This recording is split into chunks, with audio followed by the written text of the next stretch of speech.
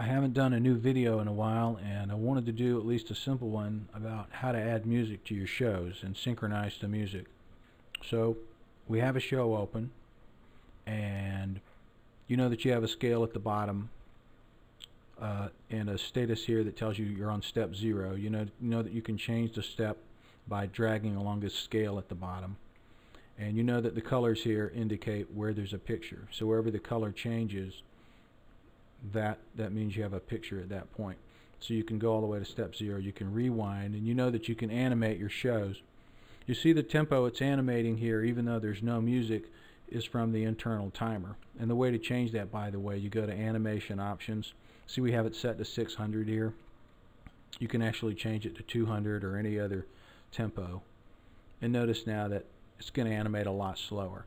That's where the tempo comes from. But you can also synchronize to music. So back to step 0, animate, music. This is our list of songs. It's empty now because we don't have any songs, so let's just add a song. Right away you have a choice here, MIDI player or media player. Just choose the media player for now. It works for MIDI files, it works for MP3 files, WAV files, anything that the Windows media player can play. Any type of file, even a video file, as long as it has sound on it, is going to work. I'll explain in a future lesson what the MIDI player is for, but we'll use the media player, and I'm going to choose a very simple song because I just want to do a simple example here. So this is the song, that's the path to the file you've chosen. You can edit this name a little bit. It fills in the name of the file, but you can put any name that you want. You're starting on step 0. That's the first song you're in your show in this particular case. Don't worry about the count length for now. If you hit OK, you notice it's warning you, it's telling you that you have to put a song count. And this is what I'm going to show you how to do. This is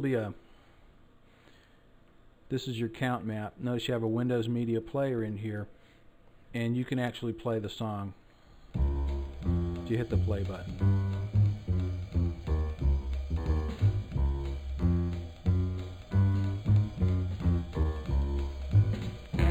You have a pause button. You can change the volume over here. You click on the window, starts or stops just by clicking on the window. You also have a stop button over here. This play button has a delay. If you hit play there, it delays 1 or 2 seconds before it begins. And that's because you can actually use this as a tool to help you count. You have a counter here. If you didn't know how many counts were in the song and you wanted to, you could actually play it.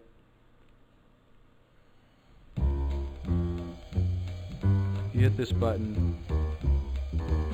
See, it's incrementing your counter every time.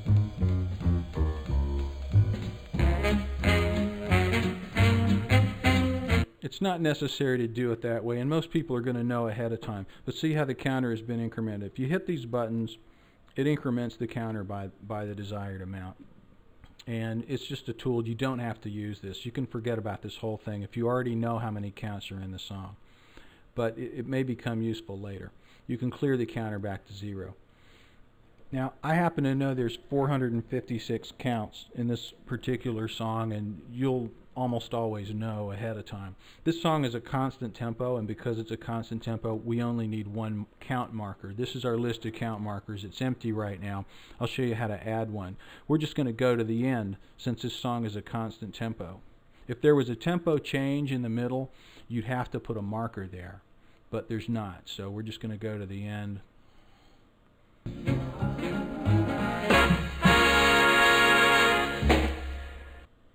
Now we're going to add, and notice when I hit add at the end of the song, which I happen to know is 456 counts, and it filled in the time. This is the exact number of seconds, and it's with some precision. It's 151.1195. It's very, very precise, and we fill in the count. Since we know we're at the end of the song, we put in 456 counts and hit OK.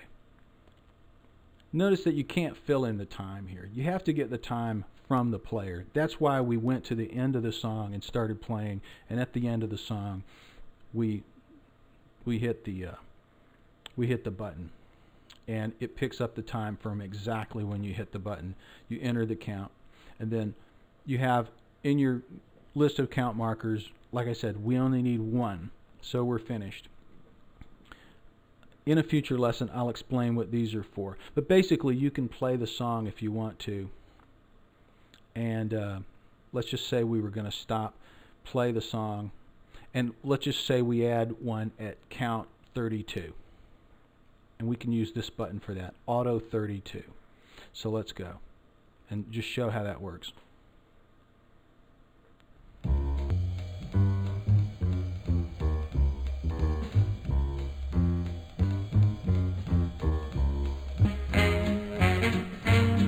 So notice I hit Auto 32, and without even showing me a form, it entered a count 32 and a time. So that's what these buttons do. You can play the song and enter one of these buttons, and it's going to be 32 from wherever the count is. So every 32 counts, you could hit this button, and it would add the current time, and it would increment the count. So that's where this one came from. We just added that one, but we don't need that one, so we're going to just remove that right now.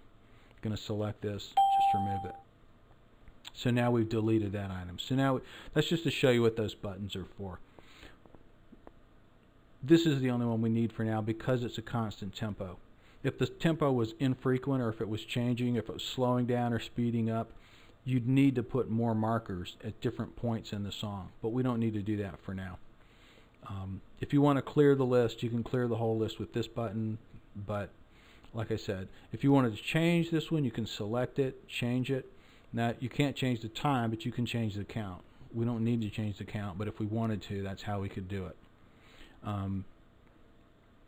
You hit OK. Now we have a count map. Now it's filled in the proper count length for the song, the proper amount of seconds. This is the length of that whole song. Now we hit OK.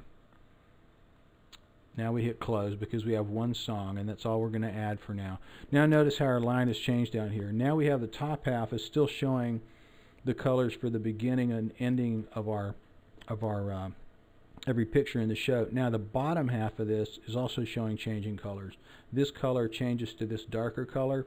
This bottom half is for our songs, and this is showing that indeed we have an ending of a song right there at that part.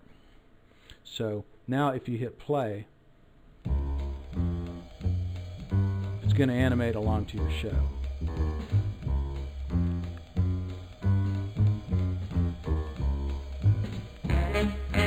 Now you see the people keeping in time with the show. If you hit stop, they stop. If you hit start, it starts the animation, but it also starts the music at the proper point.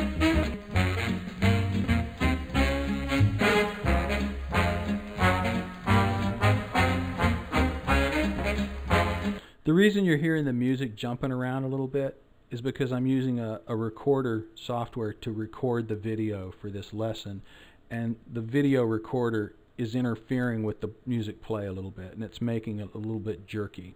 That's not going to happen when you're going to be using it. If you zoom ahead in your show to a later point, see it's going to start at the proper point,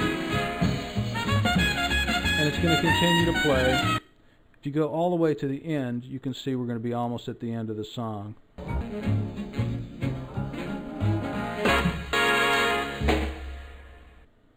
Now you notice what happened when we got to the end of the song. It keeps animating.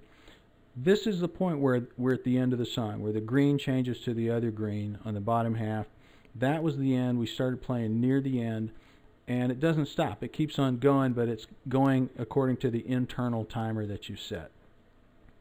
So again, if I picked it up right there, you can see it start to play.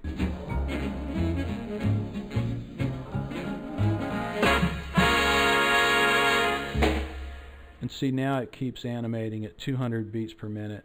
That was the animating speed of our internal timer, which I showed you before we can set up here. So rewind again to the beginning, and that's your song.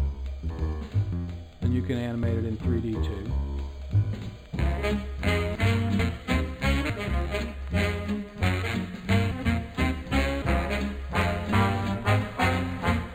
Again, I want to stress the reason you're hearing the music jump around, the video recording software that I'm using to make this lesson is interfering with the play of the music. Ordinarily, you're not going to hear that happen because it's using Windows Media Player, and it's pretty steady. So that's just a simple lesson about how to add music to your show. You can obviously add more than one song. You don't have to start on count 0. You can start on a later count. But we'll cover this topic in a little bit more detail in a future lesson.